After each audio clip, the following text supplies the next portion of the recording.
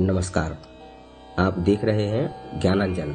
इन कार्यक्रमों को एक आंदोलन का हिस्सा मानें और अपनी सहभागिता सुनिश्चित करने के लिए लाइक करें, शेयर करें, सब्सक्राइब करें और बेल आइकन को अवश्य दबाएं ताकि नए कार्यक्रमों के नोटिफिकेशन आपको तुरंत मिल सकें। नमस्कार। आज का विषय है महाराणा प्रताप की शौर्य गाथा। भारत माता की कोख से जिन वीरों ने जन्म लिया है उनमें महाराणा प्रताप का एक विशेष स्थान है। वे न सिर्फ वीर थे बल्कि अत्यंत धैर्यवान और अपनी प्रजा के दुख दर्द को समझने वाले व्यक्ति भी थे।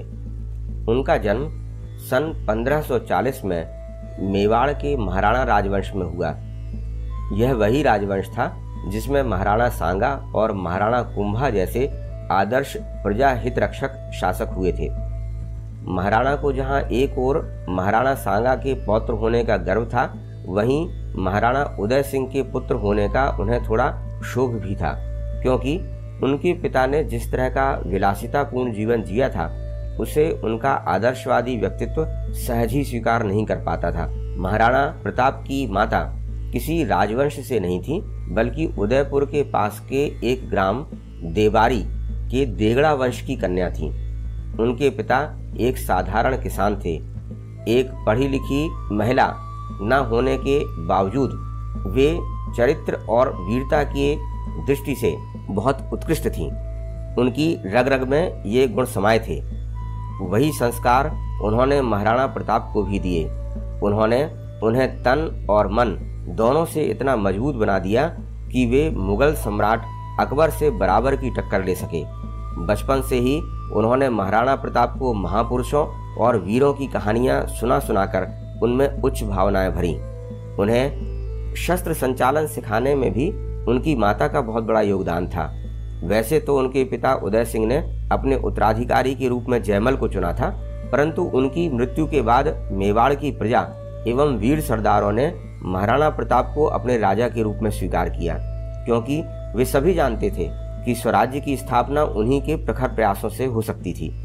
महाराणा प्रताप ने सिंहासन पर बैठने से पहले यह प्रतिज्ञा की, मैं जब तक चित्तौड़ पर केसरिया ध्वज नहीं फहरा लूंगा तब तक थाली में नहीं पत्तल में भोजन करूंगा, भूमि पर शयन करूंगा, झोपड़ी में रहूंगा और नगाड़ा नहीं बजाऊंगा।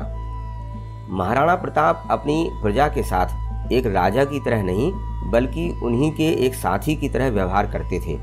प्रजा से उनके घनिष्ठ संबंधों का ही परिणाम था कि उन्होंने शीघ्र ही अपनी एक सेना भी तैयार कर ली थी।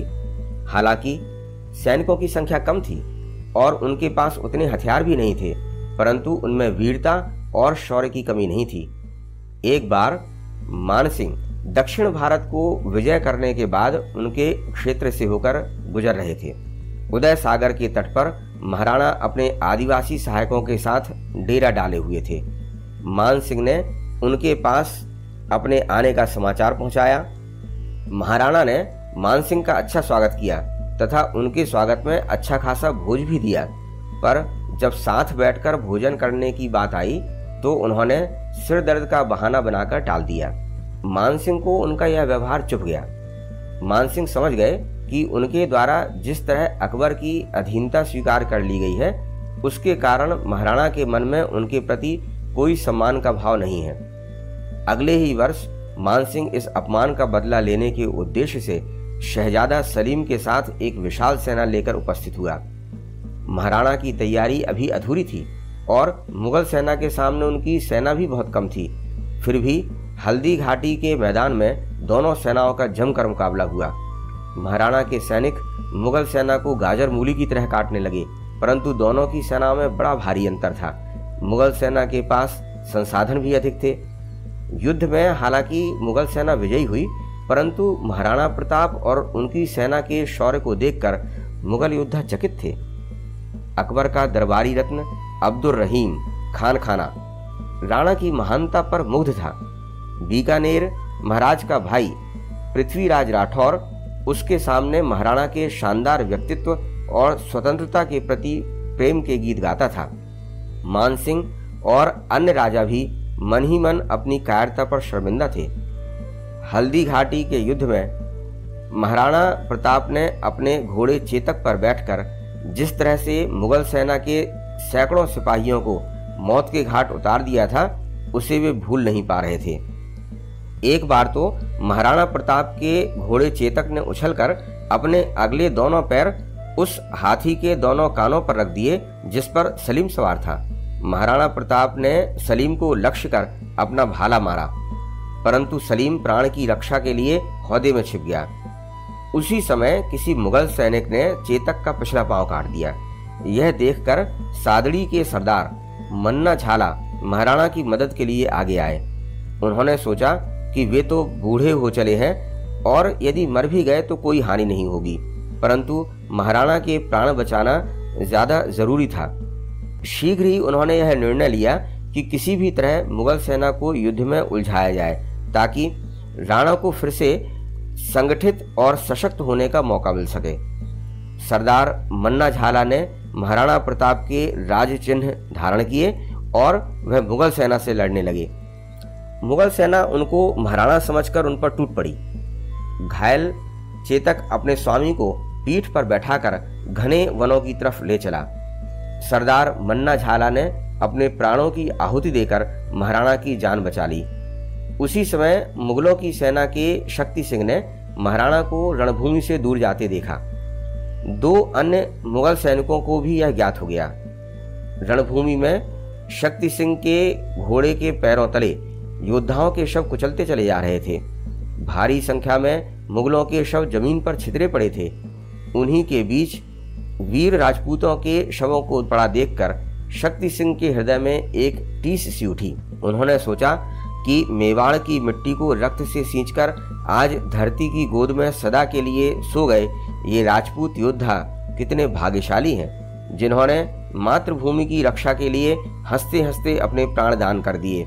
और एक मैं हूँ जो महाराणा प्रताप का छोटा भाई होकर भी ऐसा घिनौना कार्य कर रहा हूँ। उसके मन में सोया हुआ राष्ट्रभक्ति का भाव जाग गया। वह स्वयं को धिक्कारने लगा और सोचने लगा, मैं अपने ही भाई से प्रतिशोध लेने चला था। आज कितनी ही राजपूतानियों की मांगों के सिंदूर मेरे कारण पुछ गए। रक्त की नदियां बह गईं और मैं अपने स्वार्थ में इतना अंधा हो गया कि मुझे कुछ भी दिखाई नहीं पड़ा। मैं अपने इस पाप का प्रायश्चित कैसे करूंगा? मन में ये विचार उमड़ घुमड़ ही रहे थे कि तभी उसने देखा कि दोनों मुगल सैनिक महाराणा का पीछा कर रहे हैं। महाराणा के प्राण संकट में हैं। उसने तुरंत अपना घोड़ा दौड़ाया और उनके पास पहुंच गया। वे दोनों सैनिक राणा को अपनी तलवार का निशाना बनाने ही वाले थे कि उसी समय शक्ति सिंह ने उनके सिर धड़ से अलग कर दिए। चेतक मूर्छित होकर गिर पड़ा। महाराणा प्रताप के सामने शक्ति सिंह एक अपराधी की भांति खड़ा था।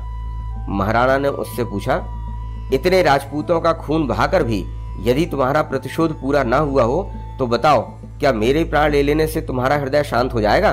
किंतु शक्ति सिंह की आंखों से पश्चाताप के आंसू बह रहे थे। वह महाराणा प्रताप के चरणों में गिर पड़ा। महाराणा प्रताप युद्ध से विमुख नहीं हुए थे, बल्कि अनुकूल समय का इंतजार कर रहे थे। वे बीहड़ जंगलों में भटकते रहे। उनका सारा धन समाप्त हो गया था। मुट्ठी भर सैनिक बचे थे। घास की रोटी खिलाकर उन्होंने अपने परिवार की भूख शांत की थी। ऐसे विकट समय में महाराणा के पुराने मंत्री भामा शाह ने उनके चरणों में अपना सर्वस्व न्यौछावर कर दिया। उनके पास अतुल संपत्ति थी। कहा जाता है कि उन्होंने महाराणा को इतना धन दिया जिससे 25,000 सैनिकों का 12 वर्ष तक का खर्च चला। महाराणा ने उस धन से नई सेना गठित की और एक एक कर 32 किले मुगलों से छीन लिए। बस चित्तौड़गढ़ और मांडलगढ़ के 2 दुर्ग जीतने शेष रह गए थे और इस अमर विभूति ने सन 1597 में मात्र 57 वर्ष की उम्र में अपने ही धनुष की प्रत्यंचा से घायल होने के बाद इलाज के दौरान इस संसार को छोड़ दिया। महाराणा प्रताप की शौर्य गाथा हमारे लिए एक प्रेरणा स्रोत बनी रहेगी।